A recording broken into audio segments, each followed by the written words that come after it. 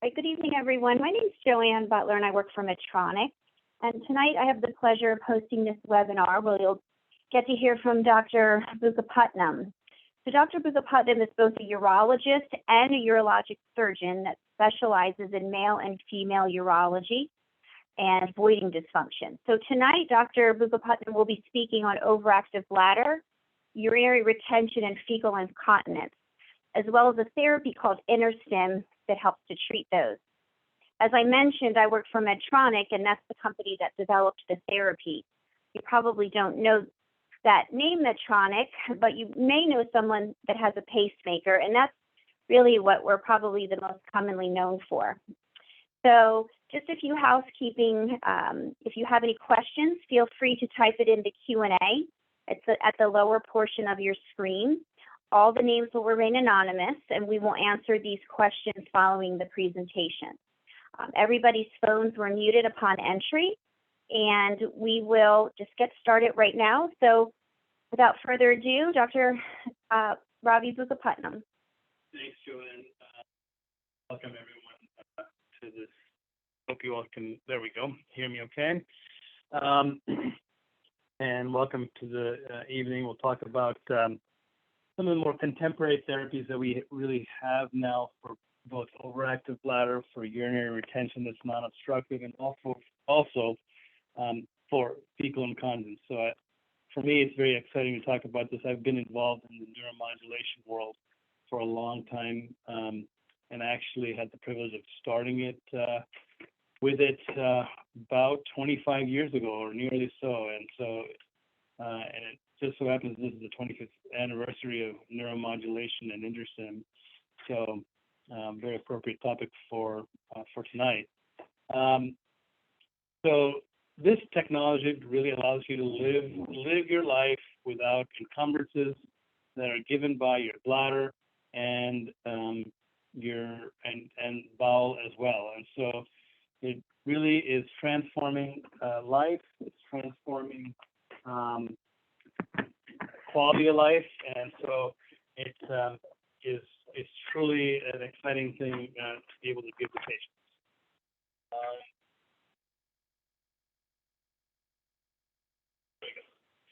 So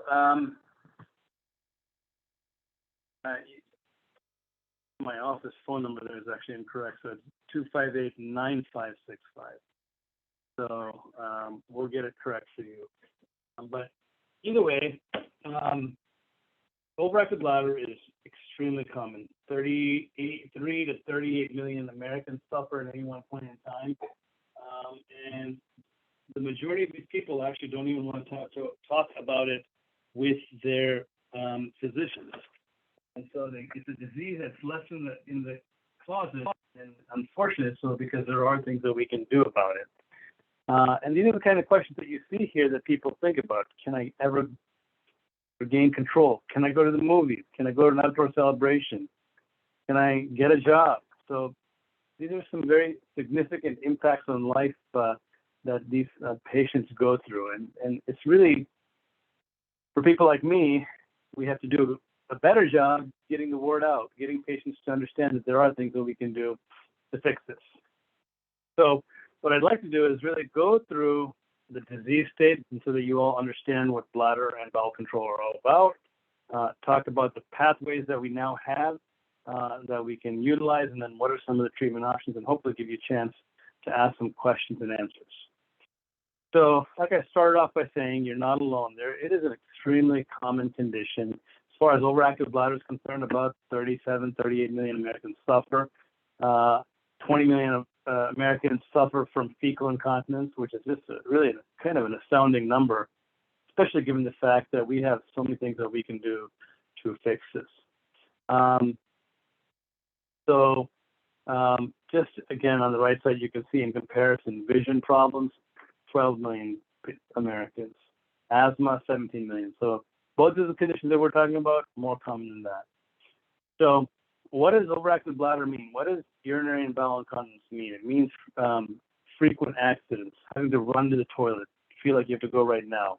It may be planning your day around bathrooms. It may mean going to the shopping mall and knowing where every single bathroom is. So this means that this is really affecting your lifestyle, and your body is really trying to tell you something. So to understand abnormal, it's oftentimes helpful to understand normal. So this picture here really simplifies a rather complex diagram where the brain tells the bladder what to do, when to do it, and when not to do it. So it tells the bladder to contract and not to contract. It tells the pelvic floor to relax and not to relax. And there's a feedback that goes back and forth between all these organs. And anytime something goes out of whack in the communication system, that will lead to some sort of bladder dysfunction, whether it be frequency, whether it be urgency, leakage, or even not emptying. And the same thing true for bowel dysfunction as well. Same sort of thing where the brain has to tell the sphincteric complex for the anus to relax or not to relax, and for when the rectum should contract. Again, this is sort of the same process that happens.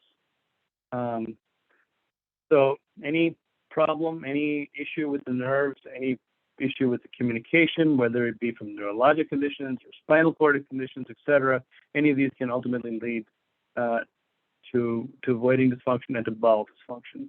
And you see those things that are listed there: pregnancy, childbirth, radiation, pelvic floor injury. Any of these things really can affect that. And of course, there's other things as well, such as reduced mobility, daily habits. What are you eating? If you're drinking 6 Diet Coke cans a day, probably going to affect your bladder. So there are simple things that we can do as well. Again, important to bring it up. So we mentioned voiding dysfunction in general, but there really is a breakdown in different kinds of incontinence, and that's our role to figure out which one a patient suffers from. So whether it's stress incontinence or overactive bladder, really sort of two polar opposite things on each end of the spectrum. So stress incontinence is leakage when you cough and sneeze and laugh and jump, and overactive bladder is when you have sudden urge to void and not reach the toilet in time. And so it's our job to figure out which one you are. And then of course urinary retention is just that, the inability to void. And again, neuromodulation does help with that as well. Looks like I got a little ahead of myself, but so stress incontinence is again leaking with coughing, sneezing, laughing, lifting, jumping, and then retention, as I mentioned, inability to void, and then finally overactive bladder. And overactive bladder can be either wet or dry, and what that means is you can have overactive bladder and simply have only frequency and urgency. So going to the toilet more than 8 times a day and feeling like you need to run to the toilet, that still qualifies as overactive bladder. Now, if on top of that, one does have incontinence, meaning they don't get to the toilet in time, of course, that also qualifies one as having overactive bladder. And then fecal incontinence is the inability to resist bowel accidents, or bowel movements rather, as well. And neuromodulation actually works really well for that.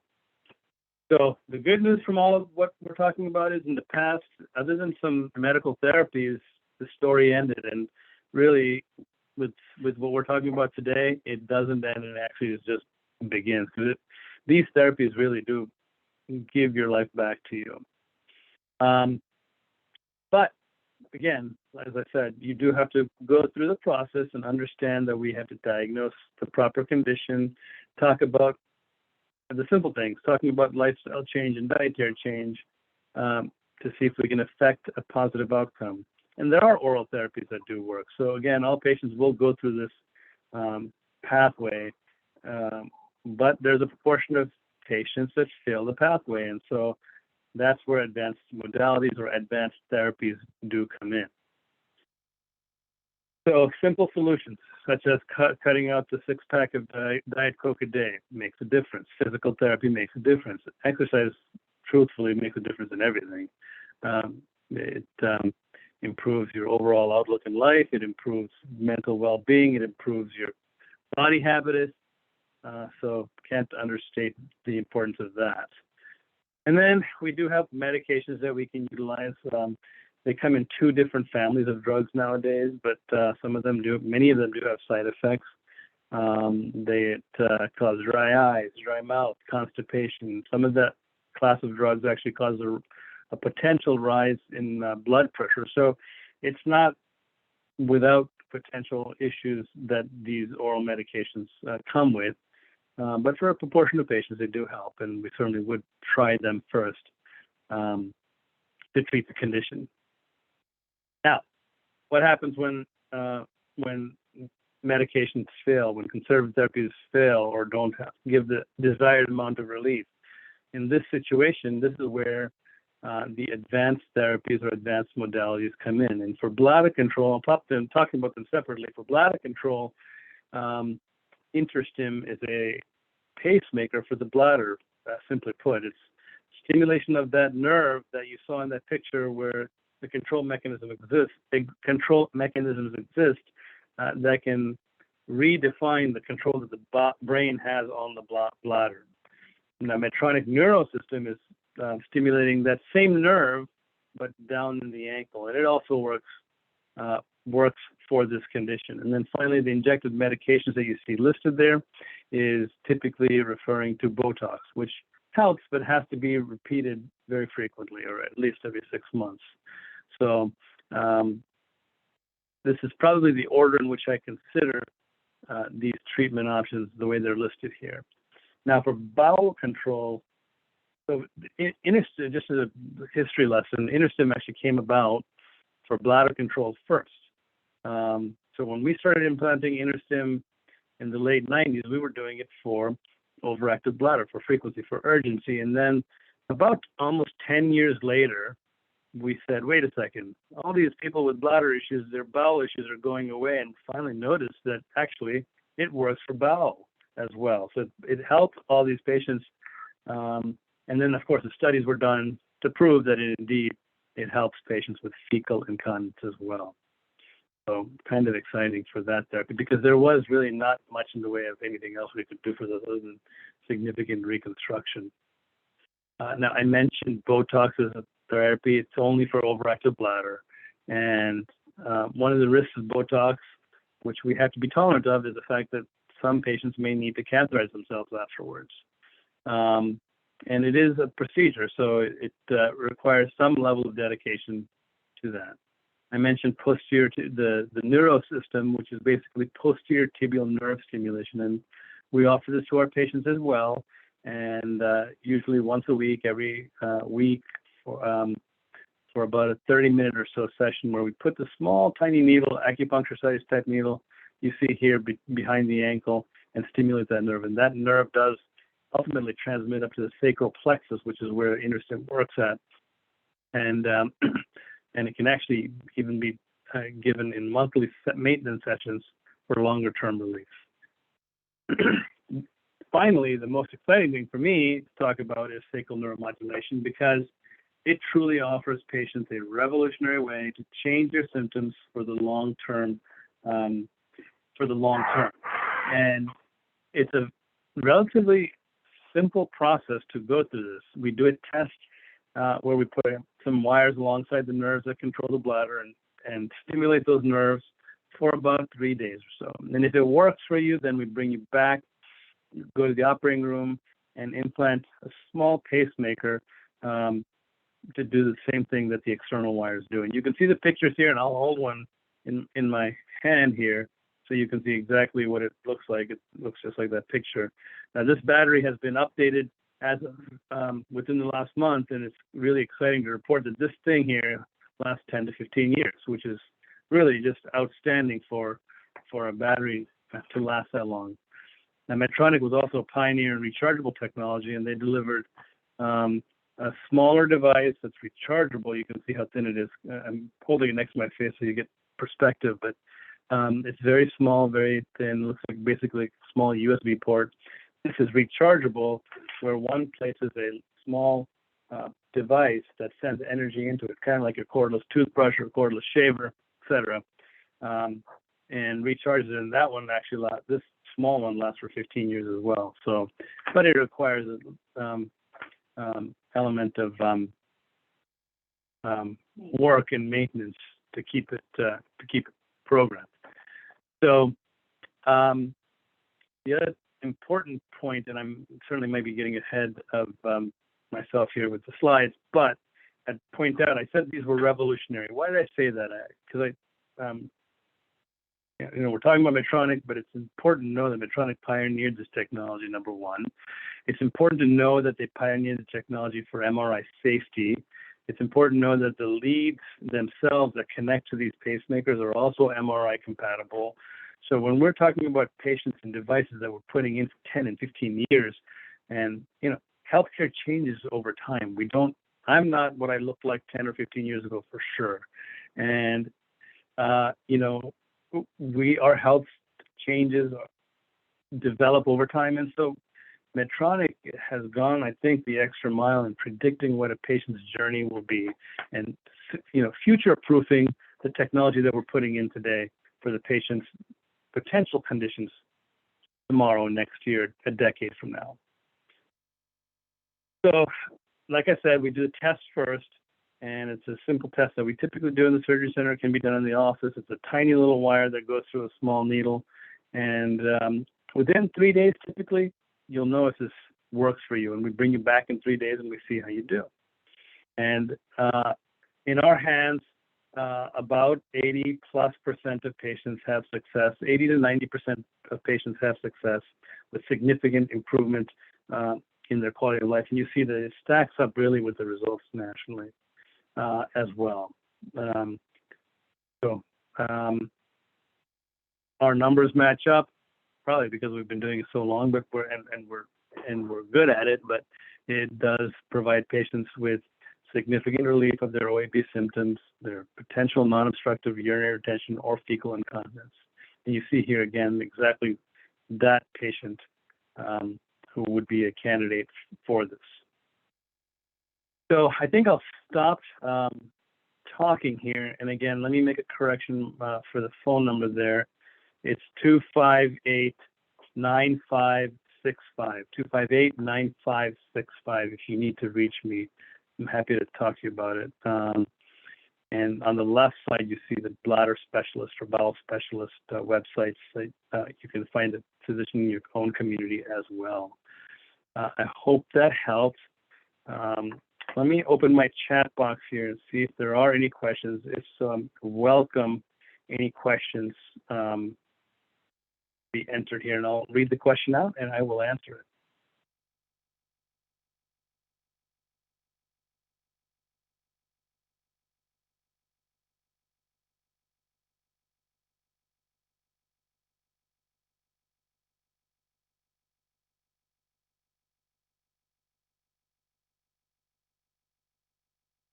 I'll leave the question box here open for a little bit.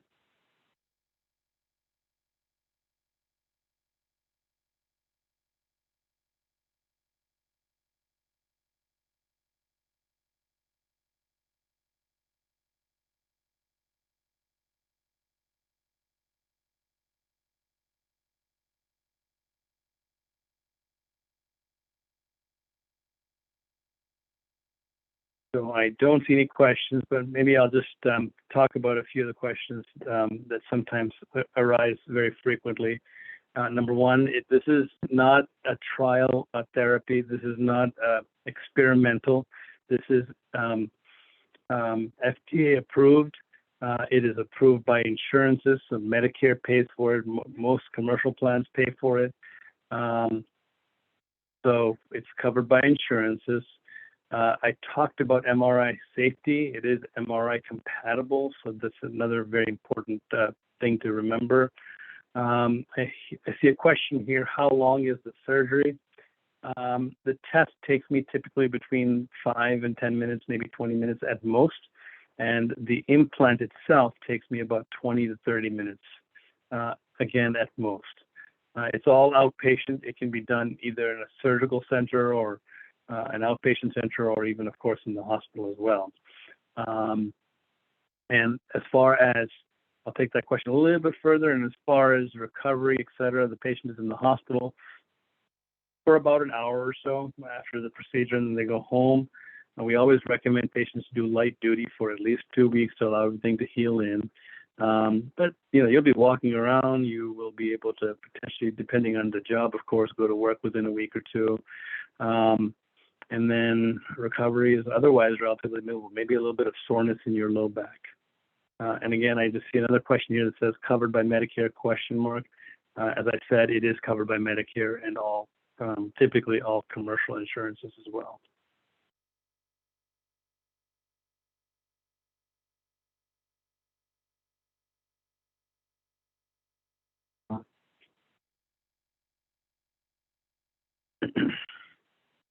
One more question that I sometimes hear often, and actually it's an important question to ask because of several things, but to the question that I often get asked is, does this work for both men and women?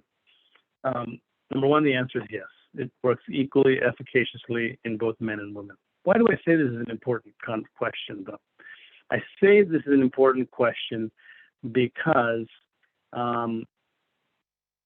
urologists, physicians are equally guilty of not diagnosing men with overactive bladder, which really does men an injustice. When we look at men, we think of prostates, we think of BPH, but the fact is men also have, if you look at prevalence studies across the sexes, men have equal prevalence of overactive bladder as do women. So I think we probably undertreat men with this condition and take care of the fairer sex more appropriately, actually. So part of our mission is obviously to study voiding dysfunction and truly understand what that's like, what the voiding dysfunction is because of. I'm sorry. So another question here that I just got. So let me go back to that here. We talked about the fact that the implant battery may be rechargeable. Will they make the rechargeable one like the one that can sit on a pad like an iPhone to recharge? So it doesn't exist right now on a pad, but what does exist is there's a small belt that this device fits inside of, and the belt, you simply put I'm going to stand up here for a second, hopefully you can see this. You put the belt on and just position this over the implant site, and the belt holds this in place and works. Now, I also mentioned the battery lives. Because technology is so rapidly evolving, rechargeable technology really sounded cool because it increased the life expectancy rather, of the battery to 15 years. Well, as of 2-3 weeks ago now, we now have a battery that's implantable that is 10 to 15 years. And so we now have technology that actually doesn't need necessarily rechargeable technologies to exist. So they both exist, and it's something that we certainly would discuss with our patient. Next question that came in, if I'm on oral meds and get the InterStim, do I stop oral meds? Ultimately, if the InterStim is working really well, you don't need to take the medication anymore, and that's one of the benefits of this. Oftentimes, many patients have side effects and they want to get off of medical therapy. The InterStim will be able to get you off of that medication. If you have another implant, whether it's a pacemaker or any other sort of implant, that's typically not an issue. I've implanted patients with pacemakers. I've implanted patients with pain pumps. I've implanted patients with pain stimulators. So there's enough separation and distance between all of these implants that we can get away with really almost anything. And that includes hip prostheses, knee prostheses, knee replacements, rather. There really isn't much the contraindication for this as far as implants are concerned.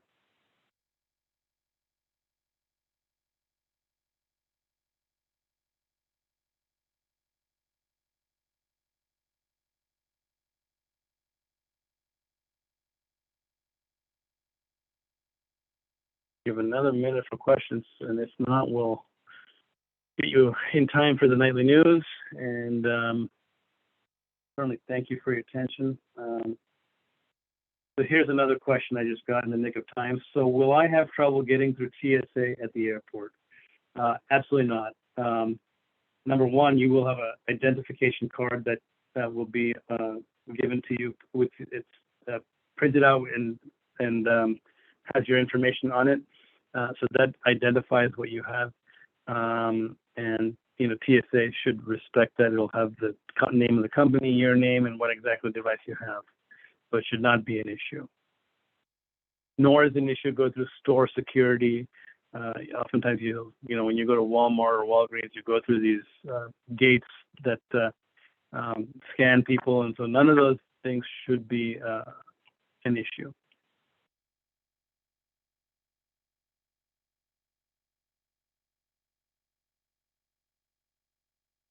Okay. Well, again, like I said, I hope that was helpful. It's always fun for me to talk about voiding dysfunction and neuromodulation because it really does give us the chance to change people's lives for the better, give them the quality of life that they've been seeking. And so it's personally extremely rewarding for me to be able to deliver this kind of therapy to my patients and give them the success that they've been wanting to have. So again, I thank you for your interest and have a wonderful evening and look forward to seeing all of you. Be well.